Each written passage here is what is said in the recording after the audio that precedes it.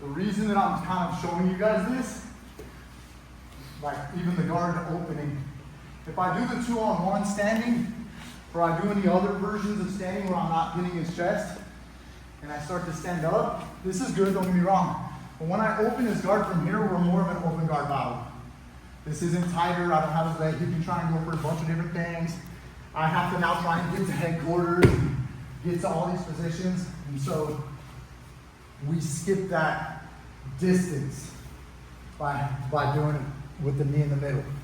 Knee slicing from the middle gets the open guard scenario to go away. Okay, so that's why I chose to do that, right? And then don't mount, and even holding the legs and turning sideways is because I would like to avoid side control like this. In MMA or sport jiu-jitsu, there's buggy chokes now, everyone's doing buggy chokes. But side control like this, I have to use both of my hands to hold Yoga down. I can't submit him until I start letting go and attack him. And he knows that, I know that, right? But most importantly for you guys, I can't really beat him up that well from here. Now, if I was like this, we're talking a different scenario now, of course, right? I can beat him up. When I'm talking traditional side control, I'm not really beating him up from here and holding him. I can't hold him and submit him. I can't hold him and beat him up, right? So this is a little bit different of a scenario when we're here. He doesn't have any buggy chokes.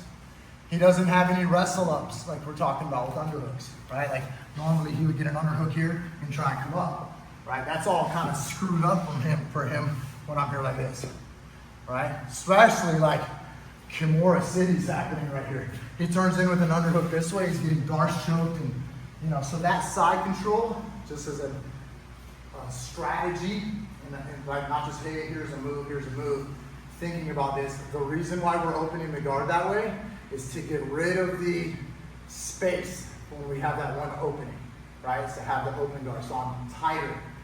Also, it protects more striking when I'm down controlling his biceps. If I'm here hand fighting, you bring your knees forward and pull me forward, yeah, I'm constantly going to be dealing with stuff like this as I'm hand fighting. But if I'm here, bring your knees forward, like I can care less if you bring your knee forward now, okay? Another thing I want you guys to do is curl your hip like you're trying to take your belly button and face the ceiling. Look, watch. Okay, guys, see how my back is curled?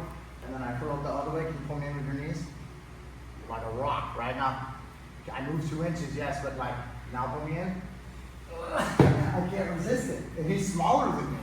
If I'm bigger than him, I would move Yoga a lot more than he's moving me, right? So even when I'm here, I'm like hips up, and I can block his arms. I can block his arms here. We're not getting struck. He's not sweeping or doing any subs. And then I can put all of my weight into him here and not create a separation for him to get open guards. Okay, so that's the reason why I'm doing that. And then the reason I'm going to dope mount, and the reason I'm trying to pass a certain way this whole time and pass towards the mount, the best guard passers pass to the mount, especially in MMA. Even in jiu-jitsu, if you look at like Hodger, the Rafael Lovato Jr., the guys, Damian Maya, they pass that with GSP. Those guys want to pass towards the mount, right? Because it gives me access to strikes and him turning his back. Side control, he has a lot more escapes. Craig Jones got a just stand up video, but that has to do with me being on my knees in side control usually, not when I'm mounting, right? So passing to the mount is better. Sport jiu-jitsu, I score 3 for the guard pass and 4 for mount. MMA and fighting, I advance to mount instead of side control, and I can strike. And if I advance to side control, I can just hold, right? Then I have to go to mount. So as a strategy, I want you guys to understand why I'm teaching it this way as well, all right? Okay, so let's get to this point here where I forgot to do this, or he's just King Kong and he's strong. Now he closes his guard. I still have my staple, all right? And I'm gonna go into a regular no hands pass. I think T-Rex for me. If you wanna get the underhook from here, this is difficult. But if I go palm to palm and circle, it gets me the underhook. Okay, so if he's here and he's tight, I'm not getting his thigh or anything, especially if he's on his side, right? Because if you're on your back, I can get that, right? But if he's on his side, I don't have that anymore. But if I go palm to palm, it gives me that. I cover the shoulder. So then I grab the cross face and I connect my hands. Now look at how my hands are 90 degrees, straight and at an angle. If I leave my arm here, Diogo can roll me over my arm. So it's imperative that you flare your elbows.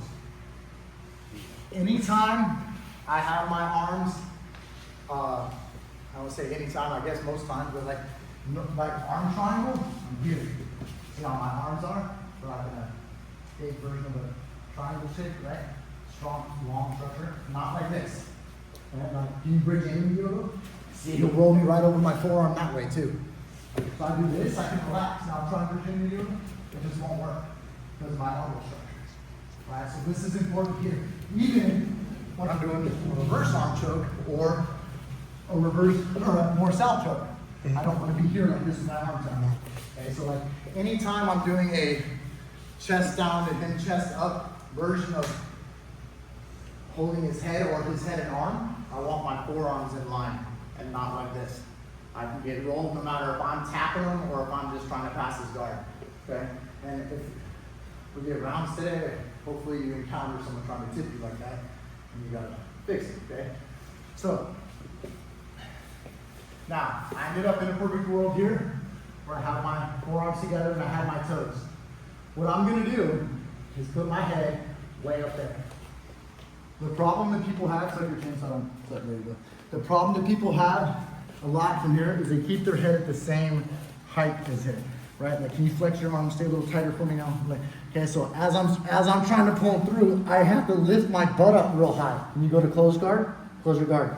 See how he gets over my knee and he closes his guard? But if I go farther, if I go through and I go way up here, I don't have to do that as much, and it naturally turns into a nasty crossface. I'm not even doing it, it's just getting added naturally. Look, and I go forward, and this becomes a much easier mount. So my head is going to one whole head placement above his head, not 2 inches. It's going to a whole head placement. Don't go so far that you lose your arms, of course, right? So I'm still gonna stay framed, but you need to put, this is one of the most common things I see people do. This is a white belt through black belt move. Like, if you get me in this and you're a white belt and you got me framed up and you got my knee in, doesn't matter if I have a belt, you're gonna pass my guard. You see what I'm saying? Like, you're so framed up. So again, we got to this spot, but then I lost and he has his legs closed, right? I don't have his legs split. I get my underhook, perfect world, I got my underhook. I flare my elbows, and then I'm gonna put my head way above his head, and I slide my knee, just like how I had this one come over. Is that like, if Diogo was sexy and he had abs, he'd have lines right here, right? So I'm trying to cut through those lines, all right? So I'm gonna come straight over here like this. All right, so this, you'll see where I'm going here. And look at my left knee. My left knee is on the ground, right? My left knee is on the ground. I sprawl on him, and then I can come over. And any time, if my left knee comes off the ground, he can go to close guard, right? Something always has to be checking the closing of the guard. When I'm in half guard, whether it's, see right, pull this bottom leg out for the beginners. Yeah, no, just guard, like this one. So something always has to stop that. Whether it's my hand, my knee, my foot, okay? Something always has to be stopping that. In this case, my knee's down. I have my toes too, but I have to have my knee down.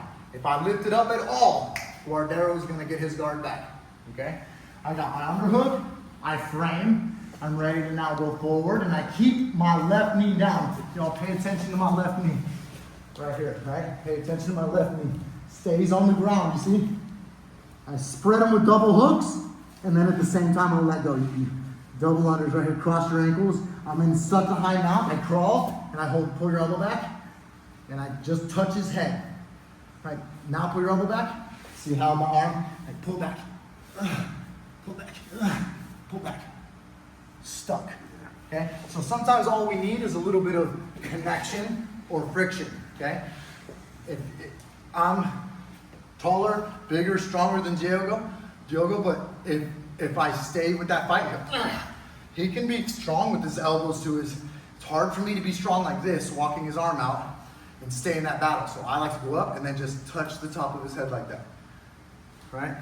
All right, last time, then you guys can do it. He's got his guard closed. Even if he's on his side, I know some of you guys are like, wow, when I do this underhook.